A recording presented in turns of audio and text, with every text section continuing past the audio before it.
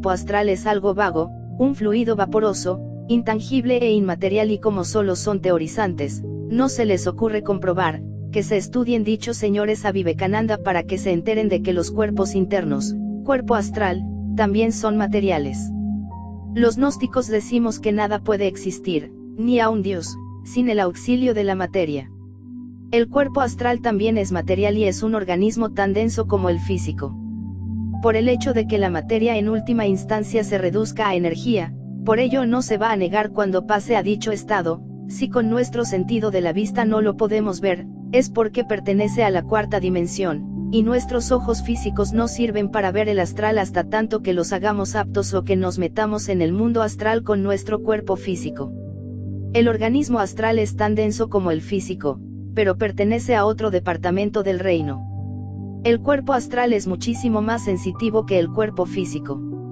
El organismo astral es como un duplicado del físico y tiene que nutrirse con alimentos afines, tal como lo hace el cuerpo físico. El ocultista utiliza el cuerpo astral para estudiar y para sus grandes investigaciones porque dicho cuerpo está colocado ventajosamente sobre el material, para él no existe tiempo ni distancia, y lo que él aprende queda de inmediato grabado para siempre en la conciencia del ser. Así, mi caro lector, no se os haga raro el que Belcebú haya cenado conmigo en dicho campo.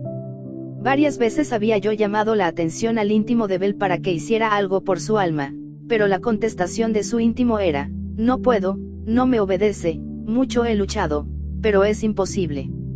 Y es que Belcebú, como los magos negros de la escuela Amorc, consideraba que el espíritu es inferior y que el alma es superior, por ser disque más psíquica.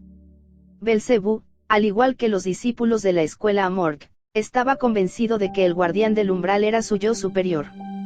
Precisamente por ellos Bel no escuchaba a su íntimo. Él ignoraba que estaba en el mal y atacaba furioso a los magos blancos creyéndolos perversos. Él se sentía santo y bueno y a los magos blancos los consideraban demonios. Él ignoraba nuestro principio gnóstico que dice: un alma se tiene, y un espíritu se es. Antes de que la falsa aurora apareciera sobre la tierra, aquellos que sobrevivieron al huracán y a la tormenta, alabaron al íntimo y a ellos se les aparecieron los heraldos de la aurora, del testamento de la sabiduría. El íntimo es nuestro sol interno, y el alma que se aleja del íntimo, va al abismo.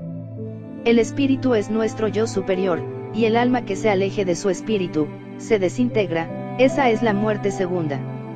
Lleno de ánimo por aquellas palabras que Belcebú manifestó en medio de la cena, hice un nuevo experimento, lo invoqué nuevamente en el astral, y una vez que concurrió a mi llamado, diplomáticamente lo invité a tomarse algunas copas conmigo.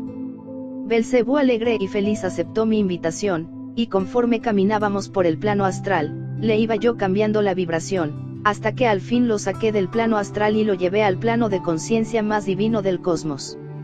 Este plano es llamado por la maestra Blavatsky en su primer tomo de la doctrina secreta: el anillo no se pasa. Consideremos al cosmos como un gran árbol, con sus raíces en el absoluto. Esas raíces vienen a ser el anillo no se pasa, porque de ese plano no puede pasar nadie, ni los dioses más grandes del cosmos pueden pasar de ese anillo. Quedó Belcebú realmente deslumbrado ante la terrible luminosidad de esa inefable región indescriptible por su belleza y felicidad, pero sintió terror. Hacía 4 eternidades que Belcebú vivía entre las tinieblas de las cavernas tenebrosas, y ahora al ver la luz, sentía miedo, y con voz ronca, exclamó: esto siempre es terrorífico. Más terroríficas son las tinieblas en que tú vives, le respondí, y caminando por ese plano pasamos por frente a una casa. ¿Se puede entrar?, me preguntó, y yo le contesté afirmativamente. Inmediatamente entramos y estuvimos en ella un rato. Para Belcebú todo aquello era realmente nuevo y se sentía mal. Él estaba acostumbrado a vivir entre los profetas velados y, por lo tanto, la luminosidad terrible de ese plano lo fastidiaba horriblemente. Después de un rato de luz lo llevé al otro extremo, a las terribles tinieblas de la Vichy de nuestra tierra, donde no se ven sino pedazos de almas en estado de desintegración, almas de prostitutas que a fuerza de tanto cohabitar se separaron totalmente del íntimo, quienes acostadas en sus inmundos lechos se van desintegrando, cual velas que se derriten con el fuego de la pasión. Había allí almas de demonios que ya parecían solo pedazos. Aquí me siento un poco mejor, me dijo Belcebú y yo le contesté: tendrás que acostumbrarte a la luz. Eso da trabajo porque hace mucho tiempo que vivo en las tinieblas, me respondió, y yo mostrándole los pedazos de almas, le advertí, aquí vendrás si sigues con tus maldades. Luego lo llevé nuevamente a su plano astral. A pesar de que no fue del todo satisfactoria para mí aquella prueba, yo no desmayé. Comprendí que él tenía el guardián del umbral dentro de sus cuerpos internos y, como es lógico, ese guardián tan respetado por los magos negros de Cherensi y de la Amorc lo esclavizaba totalmente a pesar de las esperanzas prometedoras que yo observaba en Belcebú. No se había enfurecido contra la luz, únicamente lo había fastidiado. En el astral sufría mucho, todos los espiritualistas le hacían el asco y él estaba muy desilusionado de su gente. Siempre el mismo déspota que detrás del altar dirigía su templo, siempre los mismos vicios, y esos vicios lo tenían ya hecho un gorila, una bestia inmunda. Todo esto, yo, aun lo comprendía y por ello no desmayaba, máxime cuando ya él trataba de sentir cariño por mí y me consideraba su mejor amigo. Realicé un tercer experimento, el cual fue realmente decisivo, llevé a Bel por segunda vez al anillo no se pasa, ya allí, invoqué sus mejores y antiquísimos amigos de la época de Saturno, esos amigos eran ahora luminosos señores de la mente, señores de la luz y, llenos de dolor abrazaron a Belcebú y le dijo uno de ellos, jamás creí llegar a verte en este estado. Bel respondió, ya veis a dónde he llegado. Parecía Bel en aquel plano algo así como un gorila de la selva africana dentro de un elegante salón de París. Pero Belcebú al reconocer a sus amigos más queridos, se consternó en lo hondo de su alma y comprendió totalmente su extravío. Ese era Belcebú, el simpático y apuesto galán de la Arcadia. Si no hubiera sido por las tabernas, no hubiera conocido al horrible mago negro que lo extravió. Pedí permiso a los maestros de aquel luminoso plano, para dejar a Belcebú por un tiempo en esa luminosa región, y los maestros accedieron gustosos a mi petición a condición de estarlo visitando constantemente, y formamos cadena de amor alrededor de Bel. Y lo inundamos con nuestro amor, y lo llenamos con nuestros mejores átomos y lo saturamos de luz y esplendor. Constantemente visitaba yo a Belcebú, él permanecía triste, era el único gorila en aquel plano de dioses. Todos los seres de aquella región lo miraban con curiosidad y los antiguos amigos del periodo de Saturno lo aconsejaban y ayudaban. Belcebú se iba acostumbrando poco a poco a la luz, y en el fondo de su alma sentía, remordimiento por el tiempo perdido, vergüenza con sus mejores amigos y ansias de mejoramiento. Lo ayudamos y lo unimos temporalmente con su Dios interior, con su íntimo, y el Glorian también hizo un esfuerzo supremo para llamar a su alma a la unión con el íntimo. Al llegar a esta parte de nuestro libro, a los ocultistas se les hará raro oír hablar del Glorian. En realidad el Glorian no es más que un rayo de donde emanó el íntimo. El Glorian es sustancia pero no es espíritu ni materia. El Glorian es un hálito para sí mismo ignoto, un hálito del absoluto, uno de los tantos hálitos del gran aliento. El hilo átmico de los hindúes. El absoluto en nosotros, nuestro rayo individual, nuestro real ser todo hecho gloria. El alma aspira a unirse con el íntimo, y el íntimo aspira a unirse con el Glorian. La sede de nuestro Glorian es la silla turca de nuestro organismo.